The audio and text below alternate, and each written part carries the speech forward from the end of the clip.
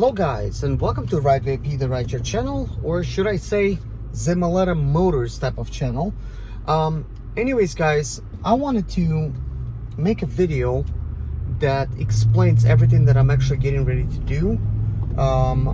That's replacing my Lyft and Uber job with a business, a small business, and striving to become a used car dealership. And I've recorded 4 videos today, and I was gonna maybe post them like at different times. So instead of doing that, since this channel is not about, car flipping or becoming a car dealer, I figured it just makes a lot of sense to just explain everything in one go. And this is why I decided to edit everything together.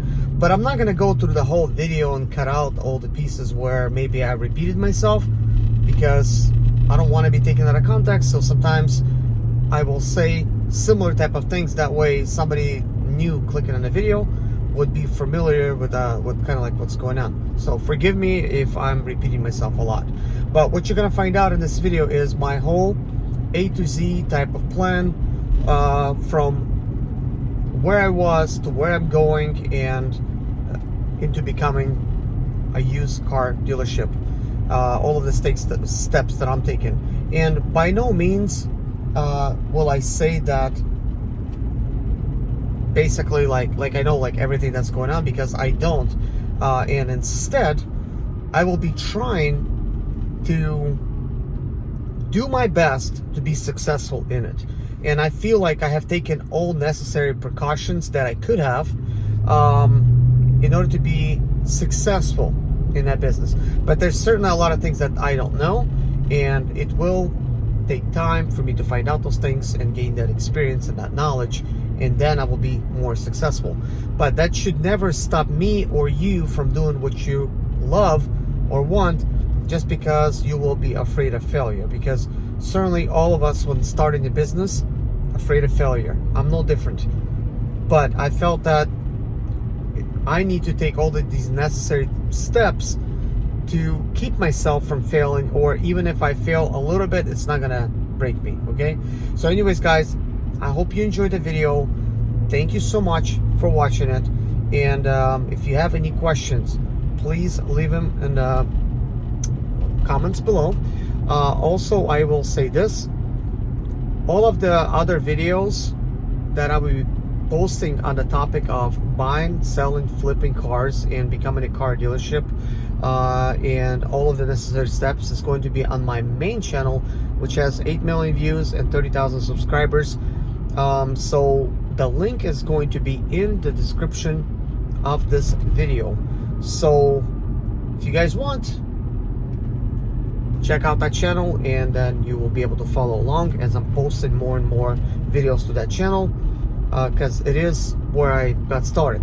But you will hear me repeat myself here and there, okay, about it, because I was gonna, like I said, post like 4 different videos. So with that being said guys, please hit that like button for my effort, and subscribe to the channel if you like this kind of stuff.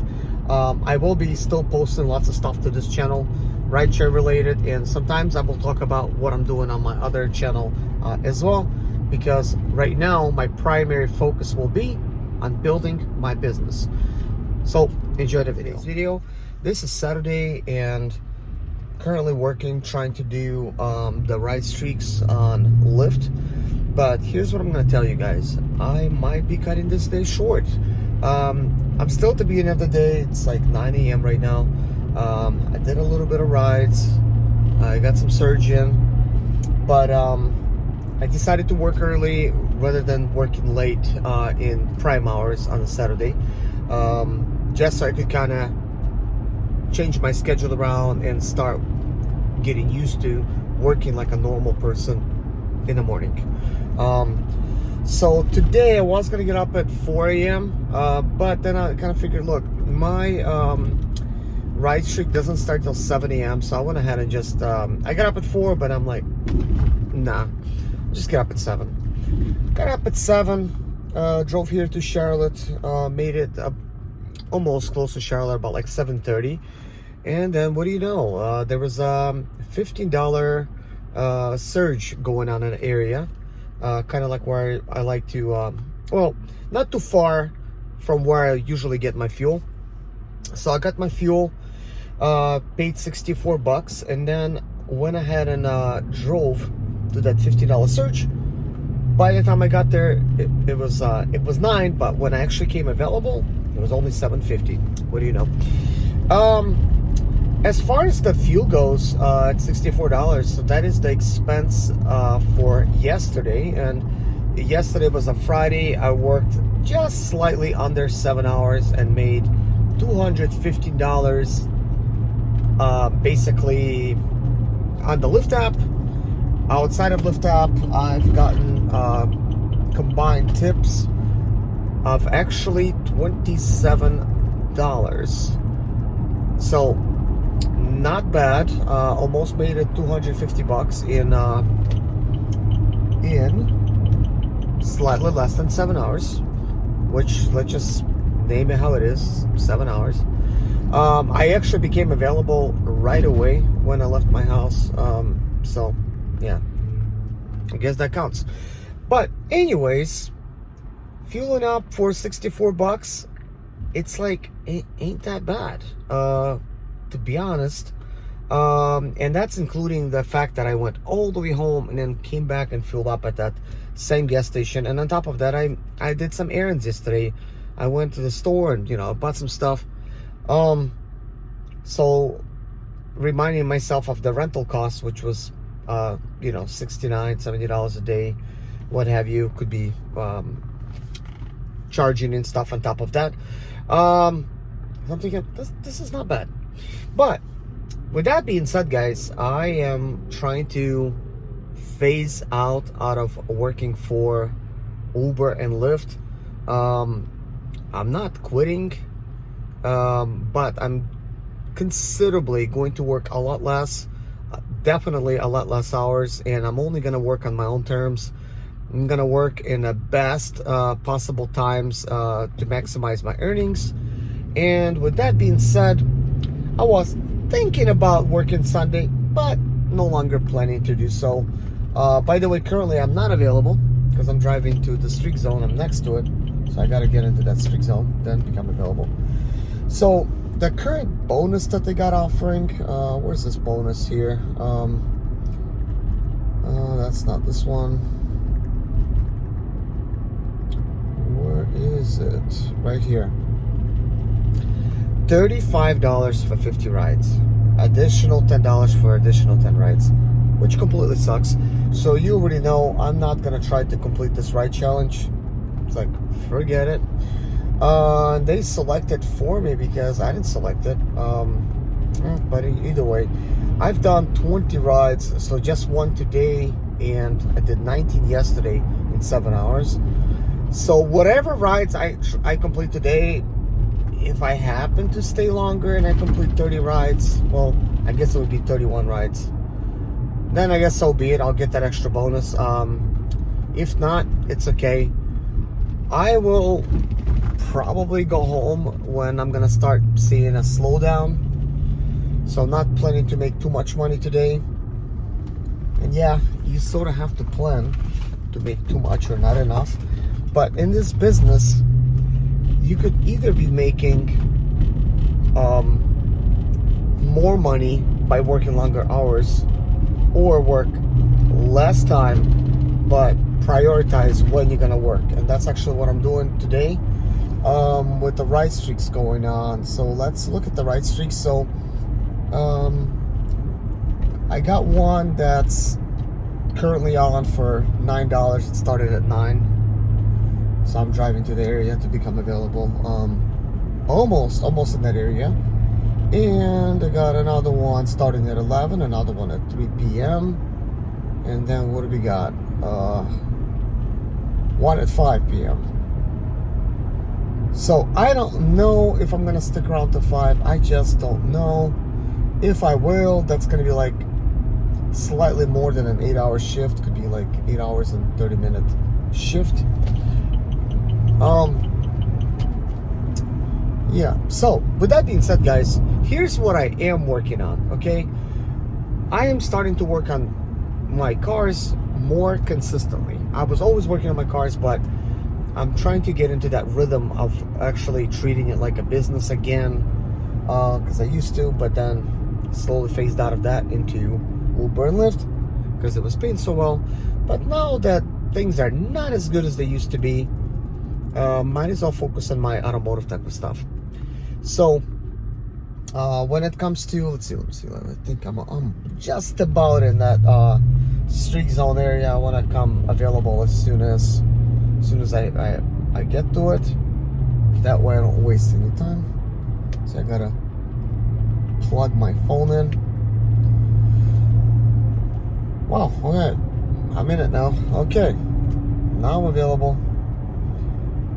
Probably gonna need to find a parking space because this is kind of like a short stretch. I could easily go past it, but once you get your first ride in the street zone, the rest of the rides is going to qualify, basically. But this is just like a little teeny corner of it. But anyways, guys, with that being said, if you guys are interested to find out what am I working on and you want to watch those videos, I'm going to be posting mainly to my main channel, and that's going to be called Zimaleta Motors, DIY Automotive. I will be posting, I will be adding a link to my main channel, which has 30,000 subscribers, 8 million views. I'll be adding a link in case you guys want to go and check it out, see what I'm working on, because I'll be sharing a lot of the stuff there. So what is the plans for that channel? It's mainly automotive. Occasionally I do like some motivational stuff. I think that's mainly in the past. I think I'll stick to motivational stuff on this channel, because I kind of think this is kind of like a business channel, as well as Rideshare, where, you know, like, used to make money, obviously. But with automotive, I will do more like automotive motivation, like how to fix your car, and, you know, like how to fix it and flip it, how to make money that way. And also, it's going to be a learning experience for me. I am by no means an expert. I've always wanted to get into this type of thing where I'm just basically buying, fixing, and flipping cars. I've done it here and there, you know, throughout my life, but I've never taken it 100% seriously. And why is that? Well, first of all, I have a family. I have a wife and I have 3 kids. And in order for anything to work out properly how you would want, it's important that you can have something consistently going on, okay? Obviously, automotive, it's not consistent. When you're just starting out, it's going to be really hard to, you know, buy a car to begin with, right? So for yourself. And then if you buy one for yourself, you really don't want to sell it because you're using it. So it means you got to have an extra car. But if you get an extra car, you got to buy all these parts. And if you don't have the money to buy all those parts, then you're gonna work somewhere to get that money to get those parts, and you sort of have to like build yourself up to it. So instead of doing that and just taking a slowly, you know, like slow like way of doing it, and instead of like renting a shop and taking a lot of losses, you know, where I'm doing stuff in the shop, I just decided to do this on my commercial zone property from my little garage. Got a 16 by 24 garage space, and I got a property in front of it. So I'm mainly working on the inside, on the outside of the garage, and I just got my tools on the inside, and I'll just come out there and I'll just, you know, do the work and stuff. So instead of like renting a shop space and like wasting all that money and just starting a full-fledged business and going into debt and stuff, I decided to not get into any debt. And in order for me to do that, it means I need to completely stay out of debt. So this is why commercial zone property is bought and paid for. All my tools bought and paid for. Nothing's you know, financed anymore. So some stuff I finance, but then I pay it off right away, if that makes any sense, so that I could build credit. Because if you just buy stuff on cash, it's not gonna really help you build your credit and stuff. So I have good credit. I don't need credit, but credit is important because anything you get, like car insurance and anything else, will be impacted, the amount of money you're going to be paying per month, because your credit's worse, not just your driving record. So that's why credit is important. But anyways, it's a lot more to it, but we're not going to go into it. That's just like one gist of it. So anyways, going forward, I'm just kind of going slow, but almost kind of going fast as well right now. So what does that all mean? It took me, I'd say, about 3 years to get to this point where I am today, but it took me a lot longer in planning. So about 5 years ago, I decided that I want to do this. I told my wife I'm going to do this, and at the time I had like 3 cars. I had a couple cars that I could sell, and I had one car that we were driving. And I already sold those cars. But anyways, in order for me to do this, I figured, the best thing for me to do is take a car dealership course, because if I'm going to be buying, fixing, and flipping cars, I'll need a dealership license to take it seriously, because you just can't flip more than 5 cars per year, at least in my state, which is still quite a bit. So I went ahead and got my dealership. Well, I took my dealership course. You get a certificate at the end of your course, which I got, and then you file all your paperwork with your state, and you get basically licensed as a car dealer. So I have not filed any of the paperwork, because here's the way I see it. Like in South Carolina, that license does not expire.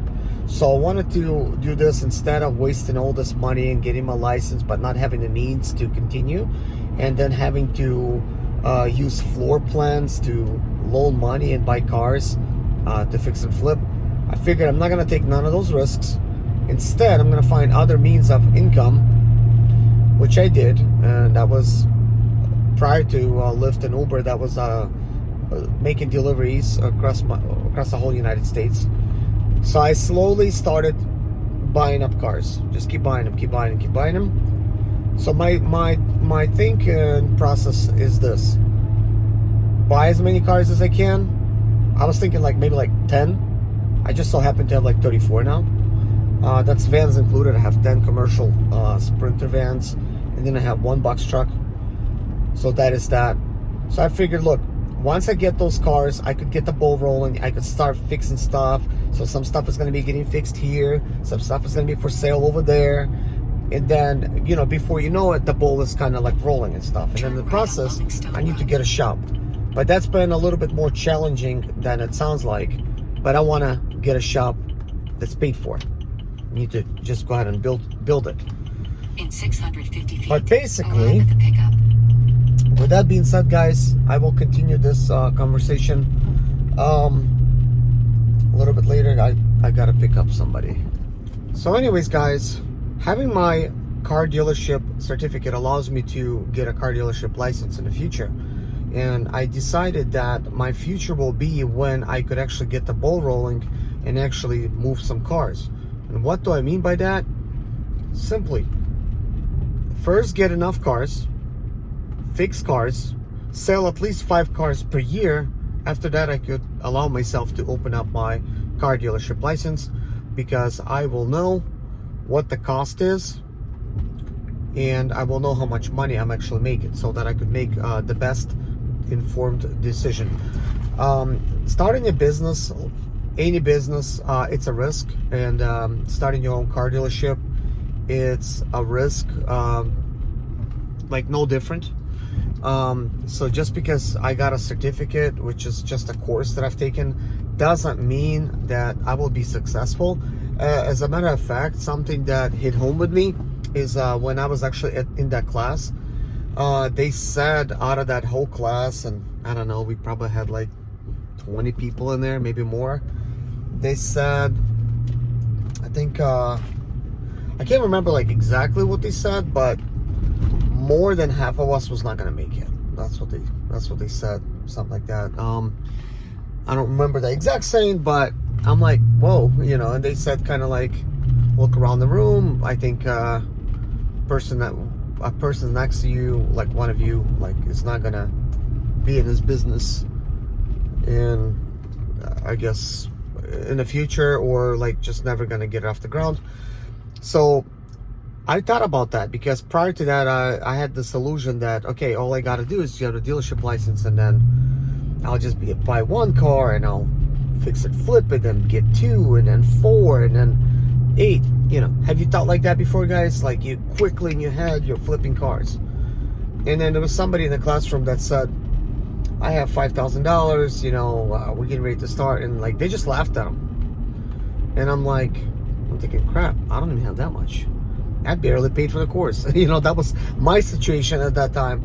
But I wanted to take the dealership course because in the future I wanted to go ahead and become a car dealership. And in South Carolina, since it doesn't expire, I might as well take it right there and then, because I had nothing better that was going on.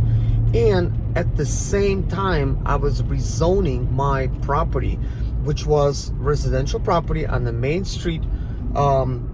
I was rezoning it to commercial, and I was told that's going to be impossible, even by the zoning department. But guess what? Got it rezoned to commercial. This is how I got commercial zone property, because I didn't have the money to buy a commercial property. I rezoned it.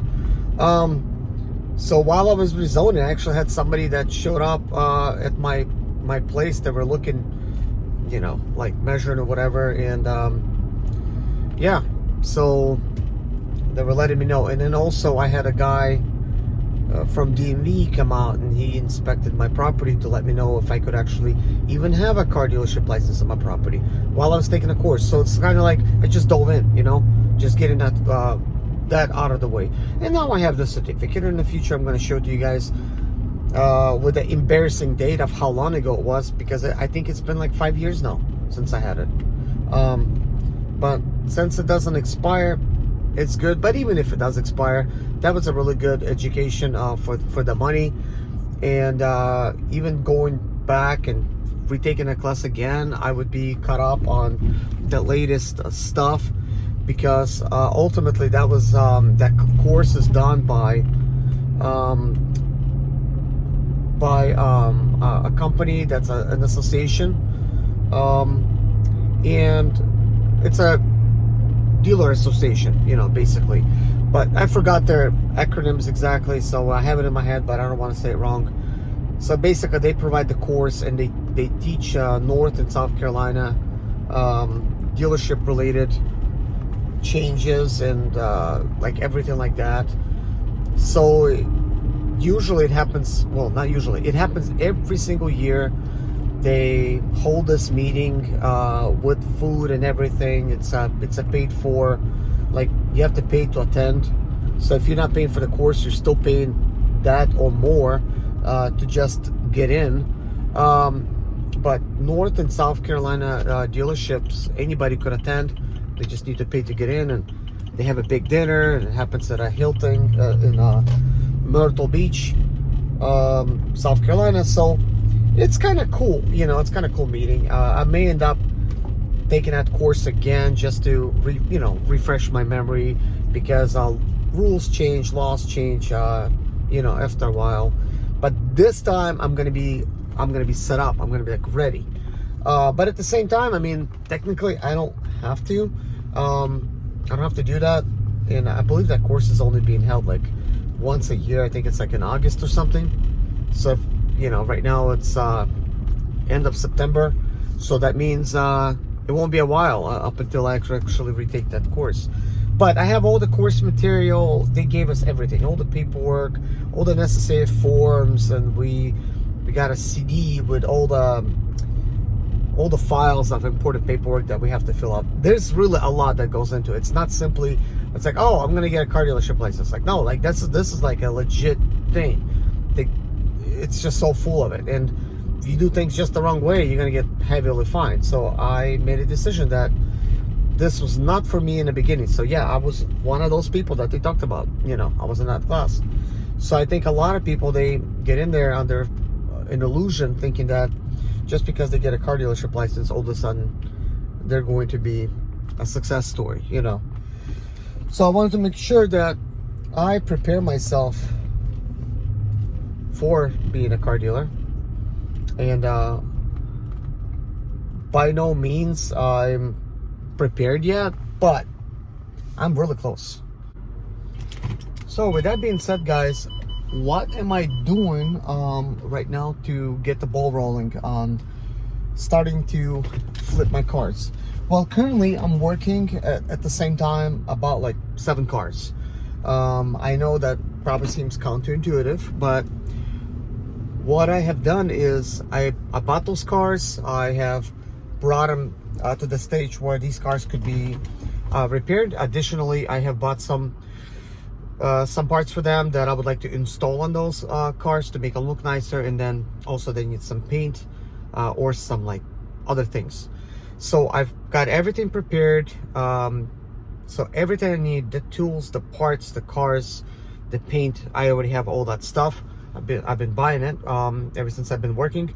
So I know that's like, it's a lot, right? To try to do that, but I had to do it that way because I would hate for it to be like a really, really slow process where, let's say, like I bought a car, bought all the parts for it, fixed it up and everything. I got all this money invested in that car, and then I put it on the market and it just sits, and it just doesn't sell, because that can happen. So I already know that there's a chance of that happening. Now, there's still chance of that happening, but when I have more cars for sale, that means there's more opportunity to sell something. Also, if one car is selling, I could be fixing another car, because it's gonna be like sort of like a domino effect. So I'll fix one car, put it up for sale, it's selling fine, I could continue working on the next one. This is the way I'm going to be doing things. Instead of needing to go and buy another car, I already have everything. So I'm not going to say like I'll have like really, really amazing cars, right? But this is not bad for somebody that's starting out, somebody like myself. So I'm somebody that's self-taught when it comes to these situations, and this is going to be no different. This is going to be a learning experience.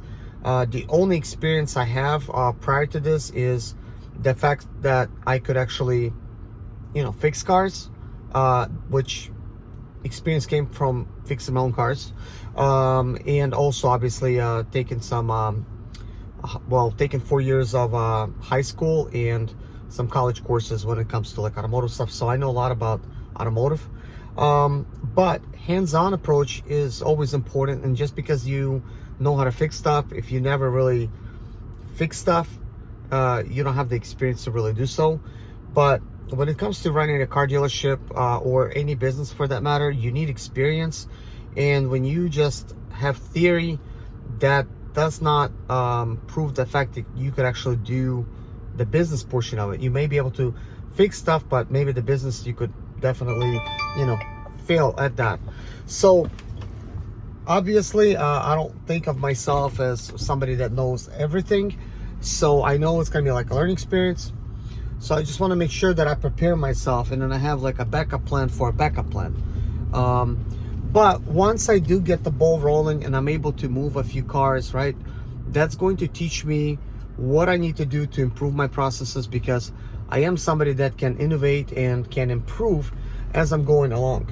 Okay, at least I'm going to have some kind of money coming in. At the same time, I wanted to eliminate as much expenses out of my life as possible. This is why I've been buying everything for cash, including my land, including my home, including everything that I do. I don't finance it, I just buy it for cash. And you might be thinking, if you're watching this for the first time, that I have like all this money or whatever, but the only thing I have done is used regular jobs like this, like Uber and Lyft and other like delivery jobs and other type of jobs that's like similar, like gig economy jobs. I've taken that and then I flipped it into, my own business slowly. It doesn't happen like overnight. And then also I try to make sure that at the same time my family's taken care of, like my wife and my 3 kids, and at the same time I'm taken care of, and make sure that I have enough for our household expenses, and that I'm getting my kids, the clothes that they, because they're constantly growing, and all of these other things, right? So it's almost kind of like, it feels like you're swimming upstream, so it's a little bit challenging, to say the least. But with the goal in mind, I'm trying to overcome all of these situations and slowly put some roots into the ground when it comes to my finances and able to move forward. So I finally feel I'm at that stage where I'm able to take risk by stopping, let's say, like making money from like a regular job, and then going to something where I'm not making any money, and then hopefully working through that, and then start to make some money at some point.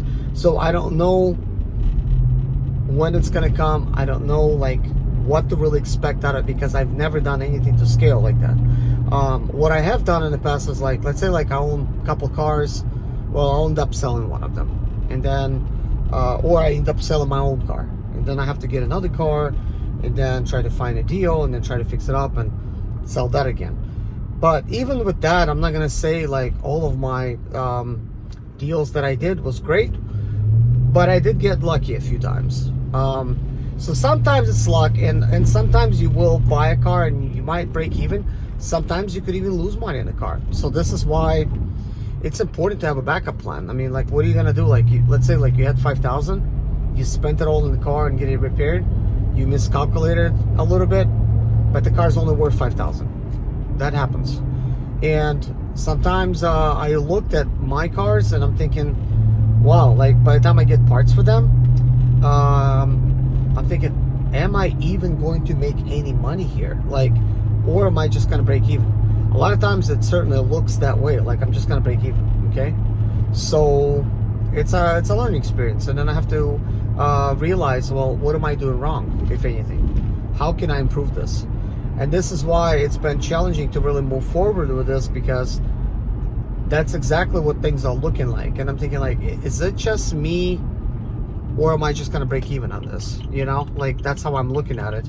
So I'm thinking like, wow, I do all this effort, I save up money, I get this car, I get all the parts for it, then I take my time, I invest my time into this project. So that's like my time invested, that's parts invested, car, paperwork, and at the end of the day, the car could only be sold for what I put in it.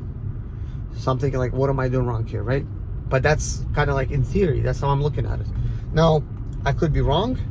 Maybe there's money to be made, and this is why I wasn't in a hurry to try to get in there. But one thing's for sure, by doing it the way that I'm doing it right now, where I've taken time and I've made more money here and I invested it there, and it's just a slow process, at least if I get my money back, I get my money back. It's like, so be it. Like, it's a learning experience, kind of like going to college or something. What am I doing right now to actually start selling cars? Because currently I'm actually working on some stuff. That way you guys could see what I'm doing, and tell me in the comments section below your opinion, if you think I'm doing the right thing, or maybe I'm doing things a little bit too slow, and then how would you do things differently, okay? So in the last video, I kind of explained how I was actually trying to get to where I am in order to actually open up my car dealership license. And the only reason I actually need to open up a car dealership license is not because I want to become a car dealer. It's because I sort of need to become a car dealer, because if you're going to be buying and selling cars, you can only sell about 5 cars a year. In some states, only 3 cars a year. In my state, it's 5. And when you sell about that many cars, guys, per year, in a quarter of a they mile, will, turn right on South Tryon Street. they will send you a cease and desist letter if you sell more. That's, let me just, clarify things. And additionally, there could be fines. And if you're gonna continue breaking rules, there could even potentially be jail time. So we don't want to break any rules when it comes to that. So the most important thing is that I do things legally. It's just gonna take a little bit more effort to try to get to that point, and also it's gonna cost money. So because it's costing money and everything, I want to make sure that that business, my car dealership business, is actually making me money, not losing me money. But there's many different ways of going about it, and in today's video I'm not going to be explaining those processes. Rather, I will be just explaining that as we go along, and if I feel the need to explain like other things. But at this point, I'm just trying to get the ball rolling. So I got the cars, I got the parts, I got the paint. So currently I'm working on some cars that are clear title cars, and I'm working on some cars that are salvage cars. I guess it will I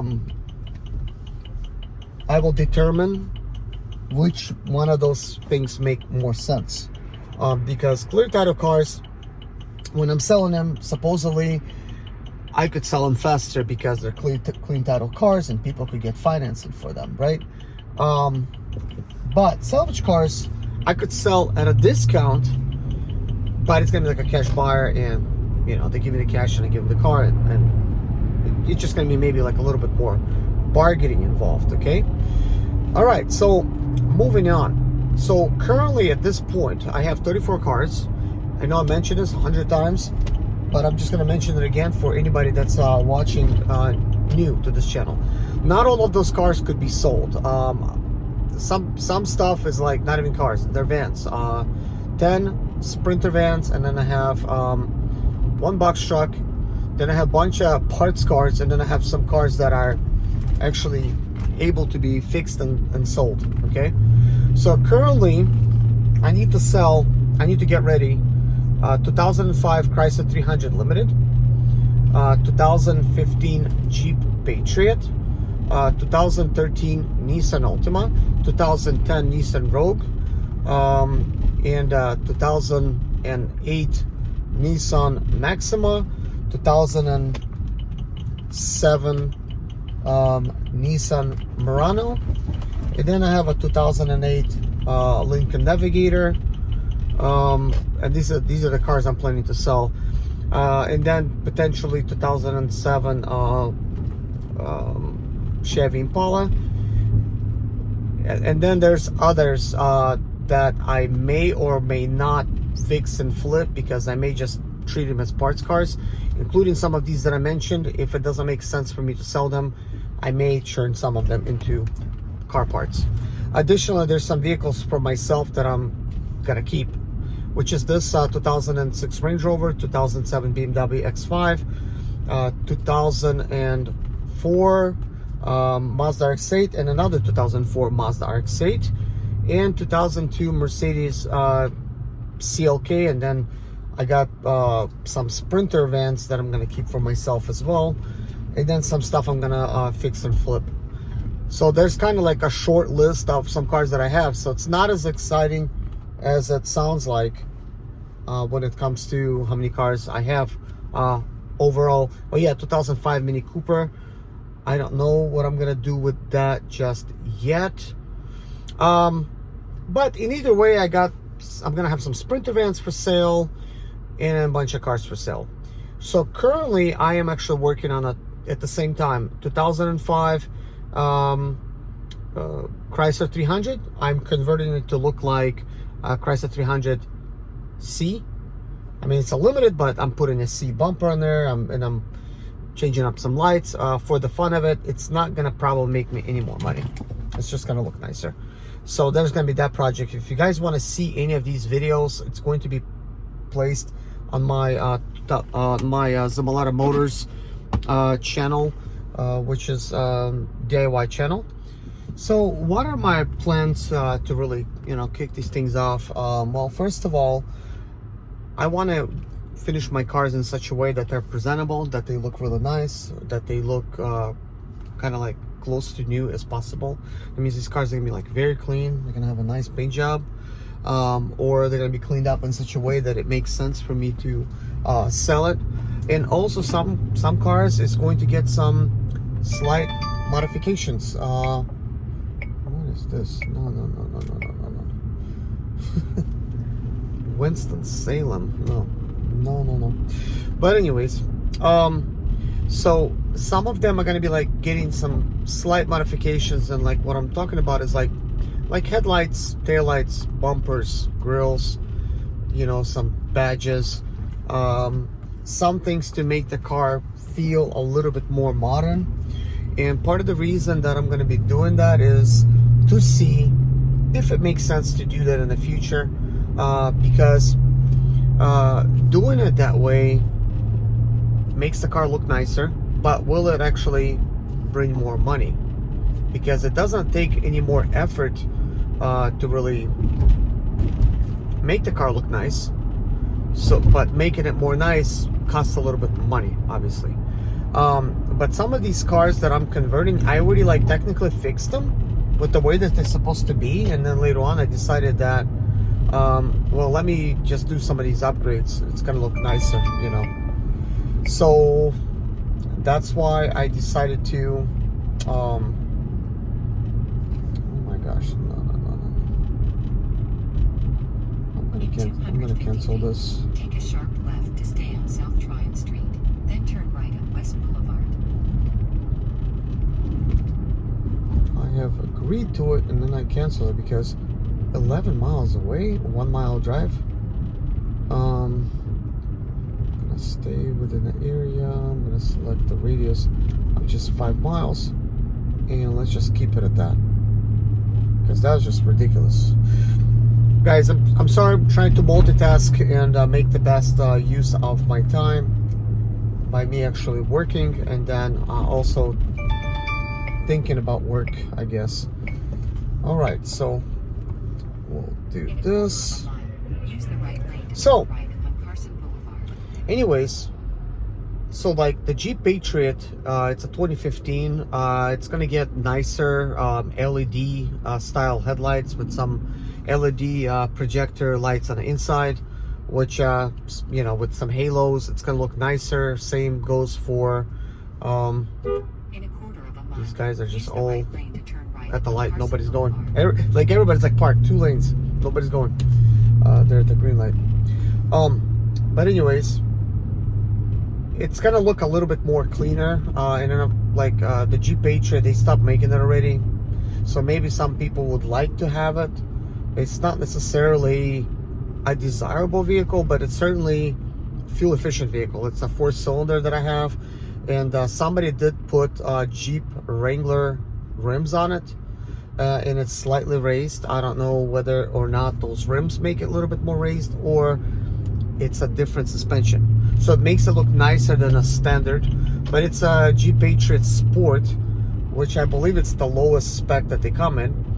I'm also adding multimedia type of a system in it that actually came without no radio, CD player, like that portion is missing. So I bought a really nice LED style screen that's got like Apple CarPlay and Android Auto. Like, it's supposed to look nicer.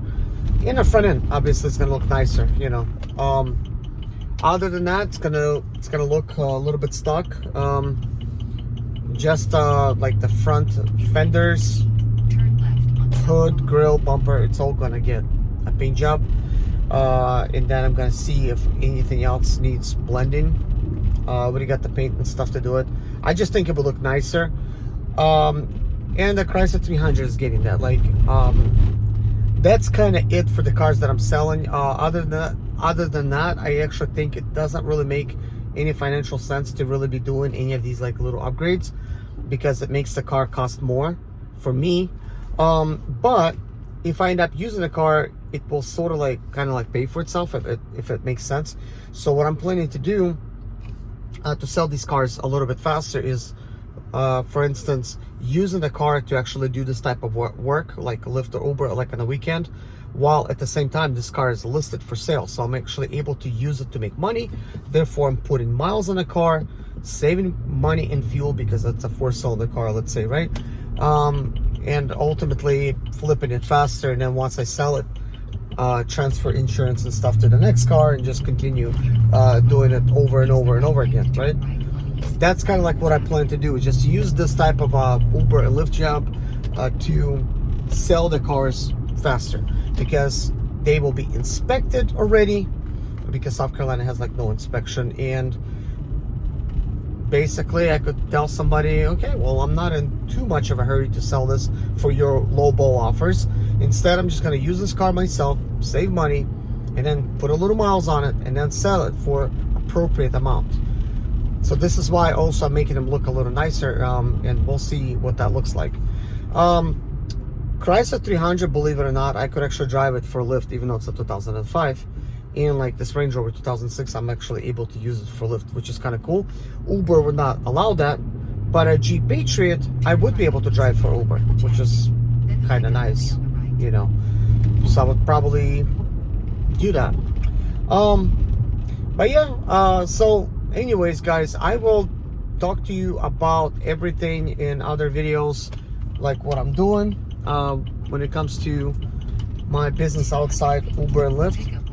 So if you're interested, subscribe to this channel, and if you would like to know more about what I'm doing, like when it comes to car, you know, flipping and, you know, like fixing and stuff like that, I am basically doing those things on my other channel, which is called Zimaleta Motors, DIY Automotive, and I'm gonna leave a link in the description of this video to that channel. So feel free to check it out, and you see kind of like where I'm coming from with this kind of stuff.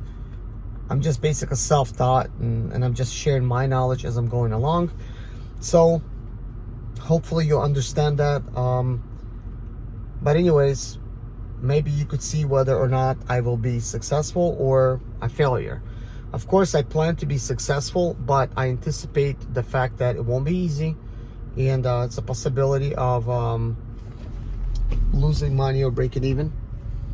So I'm trying to protect myself, and I feel that I've done my due diligence when it comes to that, you know. So somewhat have protected myself from completely losing. There's a possibility that I might not make money on some of these cars, but it's not going to be crash and burn type of situation, you know. So anyways, you know what they say, what doesn't kill you make you stronger, you know. So it's gonna be a learning experience. I will learn from that, move on. But anyways, it's a pleasure to speak to you guys once again, and I'll be seeing you guys in the next video, and thank you for watching. Bye bye.